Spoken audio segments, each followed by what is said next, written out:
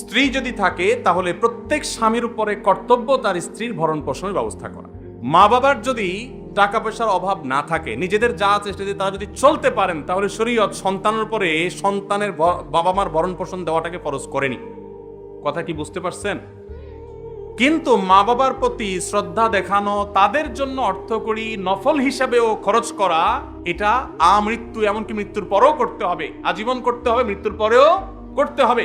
স্ত্রীর সাথে তো যতদিন বৈবাহিক সম্পর্ক থাকে ততদিন, বৈবাহিক সম্পর্ক না থাকলে তখন আর তার ভরণ পোষণ আবশ্যক হবে না। অতএব এটা দেখে কেউ আবার এটা মনে করেন না যে ইসলাম কি মা বাবার উপর স্ত্রীকে অগ্রাধিকার দিয়েছে কিনা, মোটেই না।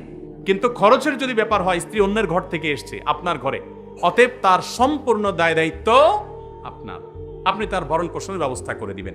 মা বাবা তাদের জন্য খরচ করবেন, যদি তাদের টান থাকে, যা আছে তাদের না হয়, তখন আপনার উপরে কর্তব্য হবে তাদের জন্য খরচ করা। আপনি 10,000